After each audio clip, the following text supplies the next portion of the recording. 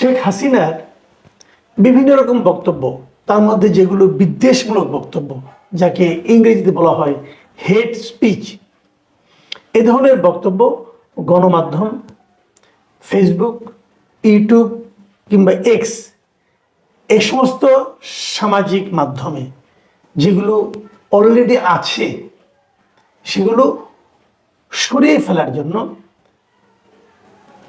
আদালত থেকে একটা নির্দেশনা এসেছে। এই নির্দেশনা দিয়েছে কে? আন্তর্জাতিক অপরাধ ট্রাইব্যুনাল। ট্রাইব্যুনাল যে স্বতঃপ্রণোদিত হয়ে এই ধরনের আদেশ দিয়েছে তা নয়, রাষ্ট্রপক্ষ ট্রাইব্যুনালের কাছে আবেদন করেছিল। তারা বলেছিল যে শেখ হাসিনার এ ধরনের স্পিচ দেওয়ার কারণে, এ ধরনের বক্তব্য প্রকাশের কারণে এবং সেগুলো প্রচারের কারণে মানুষের মধ্যে এক ধরনের ভয় ভীতি ঢুকে যাচ্ছে, যার কারণে তাদের তদন্তে অসুবিধা হচ্ছে। তারা তদন্ত করতে পারছে না, বা তদন্ত করতে গেলে তাদের অসুবিধা হচ্ছে।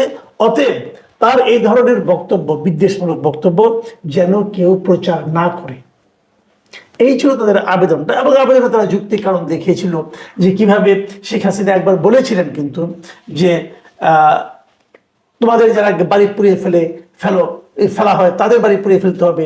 তারপরে 227টা তার বিরুদ্ধে মামলা হয়েছে, অর্থাৎ তিনি 227 জনকে হত্যার সার্টিফিকেট পেয়েছেন, লাইসেন্স পেয়েছেন। এই ধরনের যে নানা রকম হুমকিমূলক কথাবার্তা ওনার ছিল, সেগুলো ওই মানুষদের মধ্যে, সংশ্লিষ্ট মানুষের মধ্যে এক ধরনের আতঙ্ক তৈরি করতে পারে। আতঙ্ক মানে কি? তোমরা যাদের বাড়ি, মানে তোমাদের বাড়ি যারা পুড়িয়েছে, তোমরা তাদের বাড়ি পুড়িয়ে দেবে, এই আতঙ্ক হতে পারে। আচ্ছা, এটা কথা বলেন, যদি কেউ কারো বাড়ি পুড়িয়ে দেয়, তো তাদের বাড়ি পুরোনো আতঙ্কিত না, আমাদের এত আতঙ্কিত হওয়ার কি আছে? কারণ বাড়ি যারা প্রথমে পুড়িয়েছে তারাই তো অন্যায় করেছে। আপনি তো বাড়ি পুড়াতে পারেন না। বাংলাদেশের কোনো আইনে, আপনি এখানে আওয়ামী লীগের, সে আওয়ামী লীগ করতো, এই অপরাধে তার বাড়ি পোড়াতে পারেন, তার বাড়ি লুণ্ঠন করতে পারেন? পারেন আপনি? পারেন না তো। কাজে যদি উনি তো পোড়ায় নাই, উনি যদি হুমকি দিয়ে থাকে, পোড়াইয়া দাও, এটাও পারে নাই। তাহলে আমি এটা শুনেছি, আমরা এটা প্রচারও করেছি যে উনি বলেছিলেন যে মানে তাদের বাড়ি ঘর নাই, এটা ইঙ্গিত করেছিলেন। তো একজন পুরাই দিল, সেটা অপরাধ না, আরেকজন যদি ইঙ্গিত দিয়ে বলে সেটা অপরাধ হয়ে গেল। তো এটা কি ধর, আমি বুঝি না, এটা আমার কাছে ক্লিয়ার না। কিন্তু আবার আরেকটা হলো যে 227টা মামলা হয়েছে, অতএব আমি 227টা মামলা পেয়েছি, অধিকার লাইসেন্স পেয়েছি, এটা হেড স্পিচ, কোনো সন্দেহ নাই, এটা ভয়ঙ্কর হেড স্পিচ। উনি আসলে 227 জনকে হত্যারই হুমকি দিচ্ছেন এক ধরনের। এটা ওনার উচিত না, দেওয়া উচিত না। এটা দেওয়ার কারণে উনি কি কারো কাছে কোনো মহলে প্রশংসিত হয়েছেন? হননি। বরং ওনার যে একটা বিকট প্রতিহিংসাপরণ চেহারা, সেটাই প্রকাশিত হয়েছে। উনি মানুষের কাছে এই বক্তব্যের জন্য ঘৃণিত হবেন, প্রশংসিত নয়।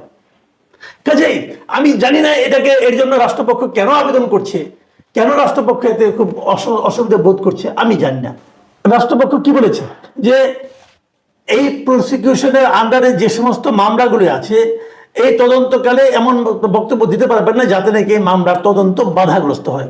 আমার প্রশ্ন হলো, উনি বাইরের থেকে বক্তব্য দিয়া তদন্তে বাধা দিয়ে ফেলবেন? আমাদের তদন্ত টিম কি এতই দুর্বল যে বাইরের থেকে কেউ একজন বক্তব্য দিল আর তাদের তদন্ত বাধাগ্রস্ত হয়ে গেল? এত সহজ? তাহলে তো ভাই বাংলাদেশে কোনো তদন্তই হতো না। বাইরের থেকে কেউ একটা ভুয়া কলে অথবা বাইরের থেকে অবস্থান করতে বলতো, আমাকে তদন্ত করলে তোমাদের মেরে ফেলবো, ধরে ফেলবো, নানা কথা বলতে পারতো। এগুলোতে কাজ হয়। এখানে আরো একটা বিষয় আছে, সেটা হলো আদালত কিন্তু শেখ হাসিনার সকল বক্তব্যকেই নিষিদ্ধ করেনি। আদালত থেকে বলা হয়েছে যেগুলো বিদ্বেষমূলক আচরণ, বক্তব্য, মানে হেট স্পিচ, কেবল সেগুলোই বন্ধ করতে হবে। এর বাইরে যদি উনি কোনো সাধারণ বক্তব্য দেন তাহলে সেটি সম্প্রচার করা যাবে। এই জায়গাটাতে না আরেকটা বড় গুরুত্বপূর্ণ প্রশ্ন এসে যাবে, সেটা হলো ওনার কোন স্পিচটা অথবা কোন বক্তব্যটা সাধারণ বক্তব্য আর কোন বক্তব্যটা বিদ্বেষমূলক বক্তব্য, এটা কি করে বুঝবো? এটা বিচার করবে কে? ধরা যাক উনি, যেমন কয়েকদিন আগে ওনার একটা বক্তব্য শুনলাম নিউ ইয়র্কে একটা সমাবেশে, সেখানে উনি ওনাকে সরিয়ে দেওয়ার পেছনে ষড়যন্ত্রের কথা বলেছিলেন এবং সেই ষড়যন্ত্রের প্রধান হিসেবে ডক্টর ইউনূসকে আখ্যায়িত করেছিলেন। এখন এই যে বক্তব্যটা, এই বক্তব্যটা কি সাধারণ বক্তব্য নাকি এটা বিদ্বেষমূলক বক্তব্য? এটা কিভাবে বুঝবো আমি, এবং এটা কে বোঝাবে? তাহলে আমি কি প্রথম বক্তব্যটা নিয়ে, ধরেন আমি একটা মিডিয়া, আমি কেমন এই বক্তব্যটা নিয়ে ট্রাইব্যুনালে যাব, ভাই ট্রাইব্যুনাল দেখেন তো এটাকে আমি প্রচার করতে পারবো কি পারবো না? ওনারা বলবেন, ওনারা শুনানি টুনানি করবেন, করে তারপরে বলবেন যে হ্যাঁ এটা আপনি প্রচার করতে পারবেন। ততক্ষণে কি এটা প্রচার করার কোনো প্রয়োজনীয়তা থাকবে? ততক্ষণে কি এটা সাধারণ মানুষের কাছে একটা পুরনো বক্তব্য হয়ে যাবে না? তাহলে আইন কি আমাকে ধীর করে দিচ্ছে, স্লো করে দিচ্ছে? আমি কিন্তু এখনো ক্লিয়ার না। আমি একজন আইনজীবীকে জিজ্ঞাসা করেছিলাম যে ভাই এটা কি, এটা কি আসলে মানে এটা নিয়ে একটা আলোচনা করতে চেয়েছিলাম। উনি আমাকে বললেন যে ওনার বললেন যে আমার তো জিনিস জানতে ইচ্ছে করে যে আসলে কি এই ধরনের আদেশ দেওয়ার এখতিয়ার এই ট্রাইব্যুনালের আছে কিনা। উনি আবার এটা নিয়েও প্রশ্ন তুললেন। আমি জানি না, আমি আইন টাইন ভালো বুঝি না। উনি বলছেন, আমি শুনলাম, আপনাদের সঙ্গে শেয়ার করলাম। আপনারাও খোঁজখবর নেন, আপনারাও দুইজন আইনজীবীর সঙ্গে আলাপ করে দেখেন যে এই ধরনের একটা আদেশ এই ট্রাইব্যুনাল দিতে পারে কিনা। আপনাদের মনে আছে তারেক রহমানের ক্ষেত্রে কিন্তু এই ধরনের একটা আদেশ এসেছিল, সেটা কিন্তু কোনো বিচারিক আদালত থেকে আসেনি, সেটা এসেছিল হাইকোর্ট থেকে। হাইকোর্ট থেকে এই ধরনের কথা ছিল। আর ওটার সঙ্গে একটা পার্থক্য আছে। পার্থক্য হলো তারেক রহমান ওই সময়ে ছিলেন সাজাপ্রাপ্ত আসামি, কাজে দণ্ডপ্রাপ্ত আসামির বক্তব্যের উপর এই ধরনের এমবার্গো দেওয়ার একটা লজিক থাকতে পারে। কিন্তু শেখ হাসিনা কিন্তু দণ্ডপ্রাপ্ত আসামি নন, উনি অভিযুক্ত আসামি। ওনার বিরুদ্ধে অভিযোগ মাত্র তোলা হয়েছে, এখনো ওনার বিরুদ্ধে তদন্তই করা হয় নাই, তদন্ত রিপোর্ট ওনার বিরুদ্ধে দেওয়া হয় নাই। তদন্ত রিপোর্টে তুমি অপরাধী না হতে পারেন, ওটা তো ফাইনাল রিপোর্ট হতে পারে। তো সেক্ষেত্রে এই ধরনের আগে আগে ভাগে যদি দেওয়া হয় সেটাকে ঠিক হলো? আমি কিন্তু ক্লিয়ার না আমার কাছে। আমি জাস্ট প্রশ্নটা করছি, আমি উত্তরটা জানতে চাই আসলে এটাকে ঠিক হলো কিনা। আচ্ছা ঠিক আছে, দিয়েছে নিষেধাজ্ঞা, আমি মানলাম। কি বলা হয়েছে যে ফেসবুক, টুইটার, ইউটিউব এগুলিতে যেন না থাকে এবং গণমাধ্যমে যেন না থাকে। আমি মানলাম এই আদেশটা গণমাধ্যম খুব সহজেই পালন করবে। গণমাধ্যম মানে পত্রিকাগুলো, তারপরে টেলিভিশনগুলো পালন করবে খুব সহজে, কোনো সমস্যা নেই। হয়তো বাংলাদেশে যে সমস্ত অনলাইন মিডিয়া আছে তারাও পালন করবে। কিন্তু আপনি ইউটিউব, ফেসবুক, টুইটারকে থামাবেন কিভাবে? তাদের কাছে আপনি বলবেন, বলার পর তারা মানবে? যদি না মানে তাহলে কি হলো? তাহলে এমন একটা আদেশ আমরা পেলাম, আমরা যে আদেশটা বাস্তবায়ন করা গেল না, লাভটা কি হলো? লাভটা কি হলো? এই কাজটা কিন্তু তারেক রহমানের ক্ষেত্রে হয়নি।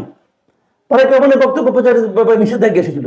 কেউ কি বাংলাদেশে যারা টেলিভিশন দেখে খবর পড়ে তারা কেউ কি তারেক রহমানের বক্তব্য থেকে বঞ্চিত ছিল? ছিল বঞ্চিত বলেন? তারেক রহমান নিয়মিত স্ট্যান্ডিং কমিটি মিটিং করতেন। তারেক রহমান নিয়মিত লন্ডন থেকে ইউটিউবে ওরা বক্তব্য দিতেন। সেই বক্তব্য ইউটিউবে সবাই দেখতো। কেউ কি আটকাতে পেরেছিল?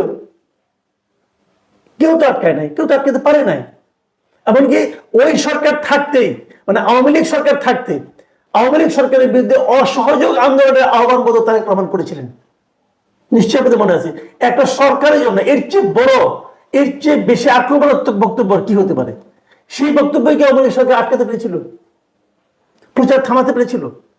তাহলে যে আদেশ মানে পালনযোগ্য নয়, মানে পালন করা অসম্ভব প্রায়, আমি জানি না সম্ভব হবে কিনা, সম্ভব হলে তো ভালো, অসম্ভব প্রায়, সেই আদেশের জন্য আবেদন করার দরকারটা কোথায় আমি এটা বুঝি না।